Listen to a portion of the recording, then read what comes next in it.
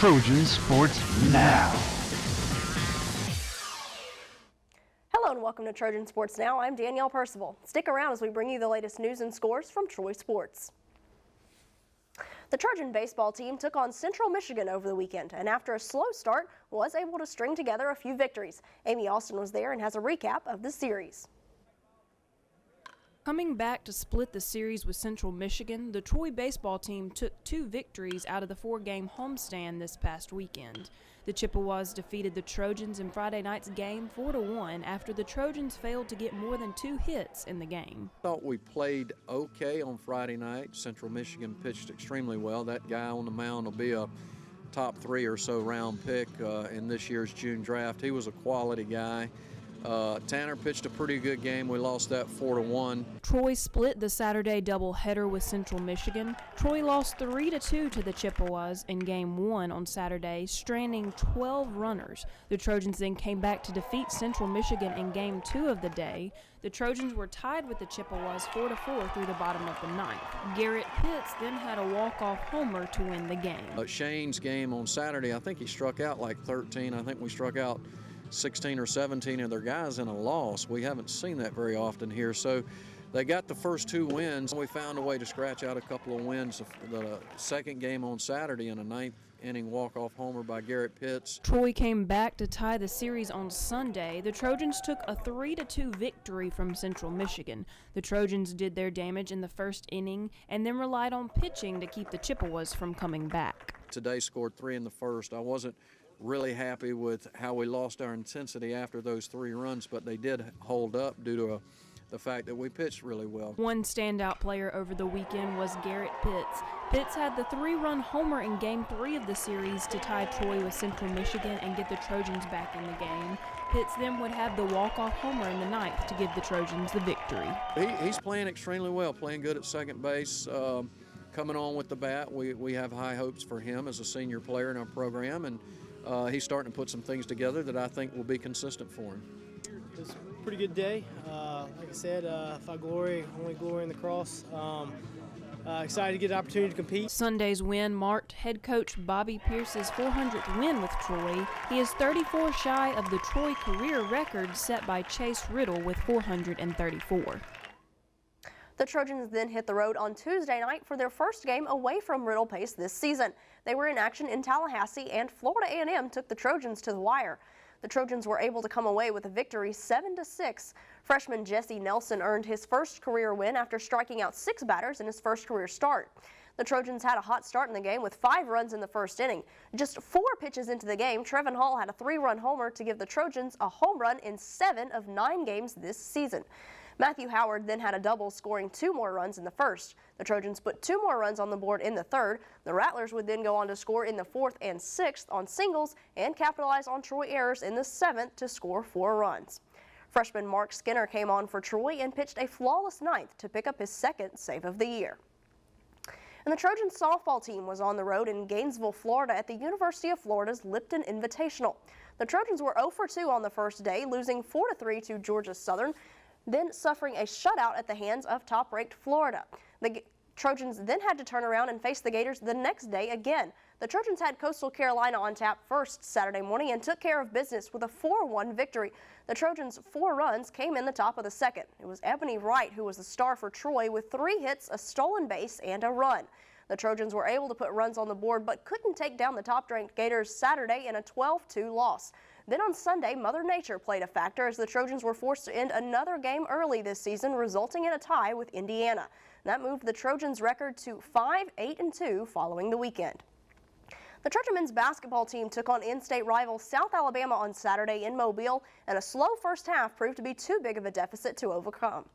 The Trojans lost 86-78 in Mobile after falling behind by as many as 26 in the first half. Troy cut the lead to just 6 with under 8 minutes left in the game, but the Jaguars kept the Trojans from getting any closer. Hunter Williams led the team with 24 points, while Jeff Malahy led the team in rebounds with 8 and also put up 11 points. As a team, the Trojans shot 45% from the field. They were back in action on the home court Thursday night, taking on UALR in a game that came down to the wire. Troy had the opportunity Thursday night to better its chances of making the Sun Belt Conference tournament, but a slow start and a sloppy finish gave the Trojans of UALR the 62-55 victory at Trojan Arena. That was a disappointing loss because we squandered away a terrific opportunity, particularly with Texas State and South Alabama losing tonight, and us being at home. It's a game we needed to get, and I was puzzled at how we came out to start the game. I saw it a little bit in practice yesterday. I thought I didn't think we were as sharp as we needed to be. I didn't see the kind of enthusiasm that you needed from a team that's fighting for its life, and I thought it carried over into tonight's game. Troy never led in the game, but did pull within 3 late in the contest. But after getting so close, the team had several empty possessions that proved costly. We had back-to-back turnovers after we had cut the lead to 3, and just playing too fast and just trying to make something happen. We had to go to a small lineup because they had gone to a small lineup, and you would think when you're small like that with 4 guards on the floor with 1 big guy, you wouldn't turn the ball over, but we turned it over both halves, and those turnovers that you mentioned there were the costly possessions. Tevin Calhoun led Troy with 16 points in the game, but fouled out with 7.5 minutes to go. Cunningham said he kept him in the contest because he believed Calhoun was a crucial piece to Troy's chances of winning. Tevin was good tonight. He was good. I thought he was probably the only player who, from start to finish, was pretty consistent on both ends of the floor. And then when he fouled out, I thought he fouled out on a couple of really touch fouls, I might add. But when he went out, that took away the one guy who was scoring around the basket for us. While the men were unable to get it done against South Alabama, the women completed the season sweep of the Jaguars on Saturday. Troy won 86-76 for the first ever victory for the Trojans at Mitchell Center. 4 Trojans were in double figures, including Joanna Harden, who knocked down 26 points. Harden eclipsed 1,000 points in her career against South Alabama at home, and on Saturday became Troy's all-time single-season leading scorer, breaking the previous record of 632 points. The Trojans used a strong second half, shooting 50% while holding the Jags to only 36% in the second frame. During the week, Harden was named as a finalist for the 2014 Nancy Lieberman Award. The award recognizes the top point guard in women's Division I college basketball and is awarded by the Naismith Memorial Basketball Hall of Fame. The list will be narrowed down to the Final 5 in March, with the winner announced during Final 4 weekend activities. The women's basketball team then put another step forward in the progression of their season with a historical victory Wednesday night. Mitchell Spoon has the story. Wednesday night, the women's basketball team got their first ever win in program history against the UALR Trojans, defeating them in Trojan Arena 86-77. Head coach Shannon Rigby credited the victory to the supporting players who stepped up and rose to the challenge. The difference is the minor players that were minor at the beginning of the season are rising up and being major players. Some of the people off our bench played like all Sun Belt Conference players tonight. So proud of our players that have been solid the whole way through, and also proud of the ones that are coming along. The game was billed as the Sun Belt's top offense versus the top defense. In this bout, offense prevailed. The Trojans' defense couldn't stop the powerful attack of Troy, as the 86 points were the most that they had given up all season and the most that Troy had put on UALR in the history of the series. Just all week from jump, we're just like, we have to score. We have to score. We know we can get stops on defense. We can get the amount of stops we need to on defense. But that's what happened last time over there. We couldn't score. Joe didn't score until there was 3 minutes left in the first half. Then when she got in her groove and figured out how to score on them, she scored well, and she started out tonight like she didn't forget how she did it last time. She picked up right where she left off scoring in the last game and just carried it off for 40 minutes this time. Senior guard Joanna Harden led the Trojans with 33 points on the night and broke yet another record, setting the single-season free throw made record after making 15 of 18 free throws, bringing her total to 162. But Harden says her success is due to the players around her helping out to make the offense as potent as it is. Well, my teammates know. They know that I need help on offense, so they set screens and do what they have to do to help the team win. So a lot of people been stepping up, especially Asada on defense. So everybody playing their role on the team, and it's helping me a lot. The Trojan track and field team completed the indoor season with the 2014 Sun Belt Indoor Championships.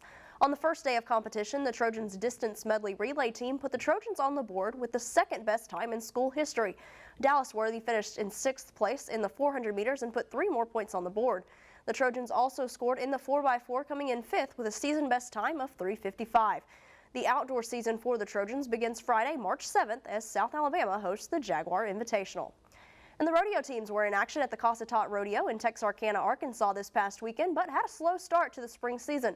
The women's team finished the competition in 5th, with the men coming in tied for 7th.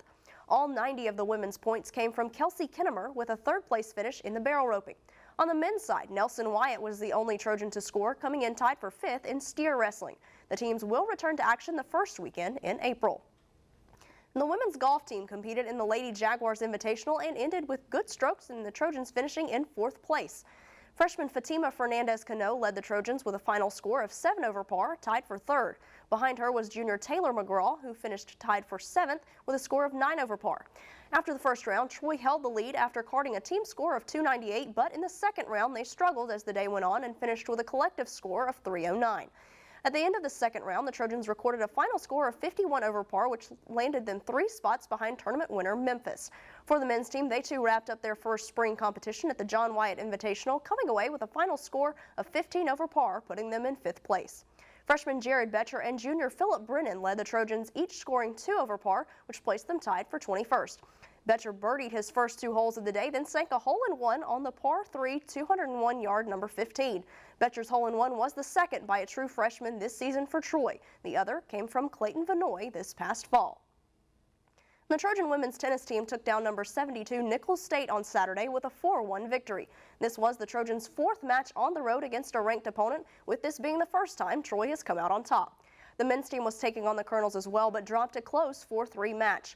Troy's Gabrielle Saka Diaz picked up a ranked win over an opponent, Nichols' Nico Mertens. Sunday, both teams were scheduled to compete at New Orleans, but rain caused those matches to be canceled. Neither of those will be rescheduled. For the women, sophomore Trang Hyun was named the Sunbelt's co-female athlete of the week. Hyun was 2-0 in singles play over the week, including a straight sets win at Nichols State. She and her doubles partner, Anya Kosevich, were also dominant in the doubles, winning 8-1 and 8-2. The Trojan football team hit the field Monday to begin spring practice. The team will have 15 spring practices, culminating with the annual T-Day game that will be on March 29th. With the loss of Corey Robinson, there will be a quarterback battle for the first time since 2010, with 4 players vying for the job. The Trojans will be in full pads starting Monday with their first scrimmage on Friday, March 7th at 3:45. Still to come on Trojan Sports Now, we'll have a look ahead at a weekend full of action on the road. But first, let's take a look back on the highlights from the first 2 weekends of the baseball season. Stick around for more Trojan Sports Now.